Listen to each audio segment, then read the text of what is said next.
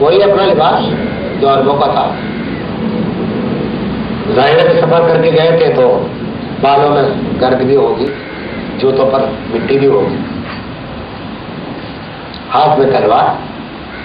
جب دربار میں داخل ہوئے، اول تو داخل ہو اس لباس پر اعتراض ہونے لگا، اس اعتراض کو تو رد کیا. انہوں نے کہا تو پیچھے میرے لباس کو تم کیا سمجھو گے. جب داخل ہونے لگے تو دیکھا کہ قالین بچھا ہے. تو قالین بچھانا کوئی حرام تو ہے سمجھا، لیکن بادشاہ کو یہ دکھانے کے لیے کہ تمہارے ان قالینوں کی ہماری نظر میں کیا اہمیت ہے، تلوار کی نوک سے اس کو لپیٹتے ہوئے گئے دربار بادشاہ کے تخت تک، اور پھر بات کی کہ ہم ان قالینوں کو کھڑے ہو کے بات نہیں کرتے، اور پھر سفارت کا پیغام پہنچایا. تو ان کی شباہت کو پھر اختیار کیا ساری دنیا نے، دوسرے لوگوں نے، تمام قوموں نے، اور ان کے ایک ایک عمل کو دیکھا گیا، ان کا تجزیہ کیا گیا، وہ اس پر عمل کر دیا. آج ہم کفار کی ایک ایک ادا پر نثار ہے، ایک ایک ادا کو ہم نے اپنا دین بنا لیا ہے. ہمیں غیرت نہیں آتی.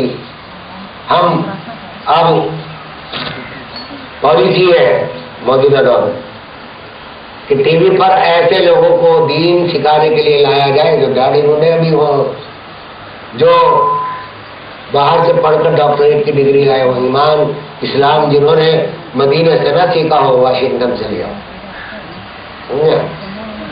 تو اب میں جو اس حدیث کے حوالے سے بات کر رہا تھا وہ بات لمبی ہو گئی.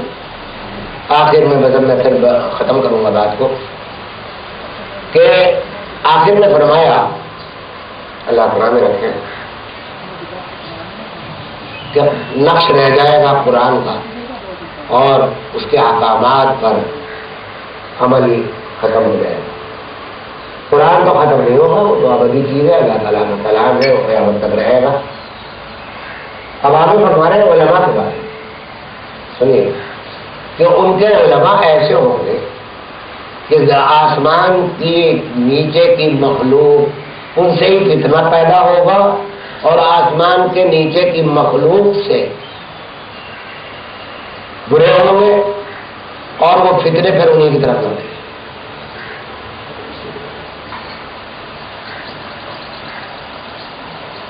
اب دیکھ لی جائے کیا ہوگا کہ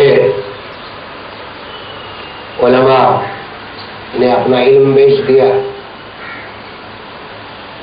علماء نے اپنا، اب یہ تو نہیں کہتا کہ ایمان بیچ دیا، اللہ کو خبر ہے، دلوں کا حال اللہ کو معلوم ہے، اللہ کے سوا کسی بندے کو نہیں معلوم ہوتا. لیکن سیاست میں آ کر اغراض میں پھنس کر پھر علماء نام رکھ دیا گیا ان لوگوں کا کہ جو علماء نہیں ہے، جو علماء کہلانے تو مستحق نہیں. اور فطروں کا آغاز علماء ہی سے ہوا ہے. تاریخ اٹھا کر دیکھیے، سمجھا کہ کہاں سے آغاز ہوا. پہلے خلق قرآن کا فتنہ یہ پیدا ہوا، ارتداد کا فتنہ جب آیا تھا تو اس وقت مانعین زکوٰۃ کا مسئلہ سامنے آیا، وہاں بھی فتوے ظاہر دینے ہی تھے. صحابہ کرام کا زمانہ تھا، حضور صلی اللہ علیہ وسلم کی خلاف تعلیمات پر عمل کیسے عمل کر سکتے تھے. تو یہ کسی برائی کے حق معنی میں نہیں بیان کیا جا رہا، یہ بیان کیا جا رہا ہے کہ فطروں کا آغاز مسلمانوں سے ہوگا اور مسلمانوں سے برے انداز میں بھی ہو سکتا ہے اور اچھے انداز میں بھی.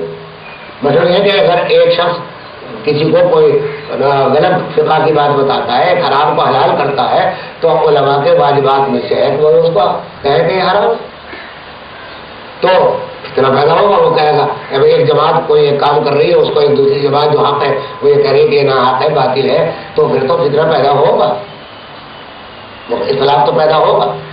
اور اسلام تو آیا ہی دو فرقے کرنے کے لیے، غور کر لیجیے ذرا اس بات، آیا ہی دو فرقے بنانے کے لیے اسلام، ایک کفر ایک اسلام، کافر مومن. قرآن بانٹنے کے لیے آیا ہے اس دنیا میں دو فرقوں کے اندر، 72 فرقوں میں نہیں، دو فرقوں کے اندر بانٹنے کے لیے آیا کہ ایک کافر ہے ایک مسلمان. ابھی کل ہی کی بات ہے، پر میں ٹی وی پر بیٹھا ہوا تھا، ایک میل آئی، اس میں ایک نظم ہے ہندو کی، اور ایسا اس میں فریب ہے. میرے ایک دوست ہیں اقبال حیدر، پروڈیوسر ہے، نیو یارک میں شاید ہوتے ہیں، ان کی طرف سے میل آئی، نظم آئی ہندو. پہلے یہاں وہ پروڈیوسر تھے ٹی وی کے، مجھ سے بہت تعلق رکھتے تھے. اس ہندو نے یہ کہا کہ بھائی آپ اپنے آپ کو مسلمان کہتے ہیں، جنتی کہتے ہیں، تو یہ بتائیے کہ آپ، ہم اوتاروں کو مانتے ہیں، آپ اولیاء کو مانتے ہیں، سمجھا؟ آپ ان سے مانگتے ہیں، اولیاء اللہ کے مزارات پہ جاتے ہیں اور ان سے مانگتے ہیں. اس طرح کی بہت ساری چیزیں انہوں نے گنوائے جو ان میں اور ہمارے میں، یعنی اس فرقے جو فرقہ ہے اس میں مشترک. اور پھر آخر میں اس نے کہا کہ یہ مذہب کیسا، مذہب کیا ہے، یہ حرام حلال کیا ہے، ہم سب ایک ہیں. یہ زہر کا انجیکشن انہوں نے کہا کہ اس کو، اچھا اس عجیب بات ہے کہ سمجھدار آدمی ہے، پڑھے لکھے آدمی ہے، انہوں نے میری رائے پوچھ رہے تھے اکثر کہ جب کوئی ان کے پاس ایسی میل آتی تو رائے پوچھی، حالانکہ رائے پوچھنے کی بات ہی نہیں تھی، سامنے کی بات تھی. تو رائے پوچھی، میں نے کہا بھائی یہ تو زہر کا انجیکشن ہے، اس کو عام مت کرو. اس میں پتہ نہیں 50-60 آدمیوں کے نام ہے جن کو فارورڈ کیا ہوا تھا. تو اب اس قسم کے دھوکے دیے جا رہے ہیں. نئے قرآن چھپ رہے ہیں، تحریر شدہ قرآن چھپ رہے ہیں، سب کچھ ہو رہا ہے. اب یہاں ایک بات بس آخر کر کے، وہی بات جو بیچ میں آ گئی تھی، وہ آخری ایک بات میری رہ گئی ہے، وہ میں کر کے ختم کرتا ہوں. کہ کیا تھا،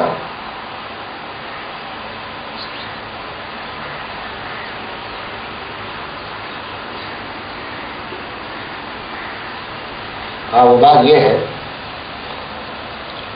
کہ اس حدیث میں علماء کے بارے میں یہ کہا گیا کہ ان سے فتنہ پیدا ہوگا. فتنے پیدا ہی ہوئے ہیں ظاہر ہے کہ دینی اختلاف سے. یضل بہ من یشاء ویہدی بہ من یشاء، قرآن کریم نے کہا ہے کہ یہ قرآن جو ہے کسی کو ہدایت دیتا ہے، کسی کو گمراہ کرتا ہے. اب قرآن تو ہدایت کی کتاب ہے، لیکن گمراہ کس طرح کرتا ہے؟ کوئی یہ نہیں کہتا کہ تم قرآن نہ مانو گمراہ ہو جائے. جو نہیں مانے گا وہ گمراہ ہی ہوگا. تو یضل بہ من یشاء ویہدی بہ، تو اس لیے اسلام اور قرآن اور انبیاء اس دنیا میں تشریف لائے دو گروہوں میں تقسیم کرنے کے لیے مسلمان اور انسان، ایک ماننے والے، ایک نہ ماننے والے، ایک جنتی، ایک جہنمی. تو علماء کے بعد اس کے اندر یہ کہا کہ پھر لوٹے گا بھی انہیں کے اندر. یہ آخری لفظ یہ ہے حدیث کا.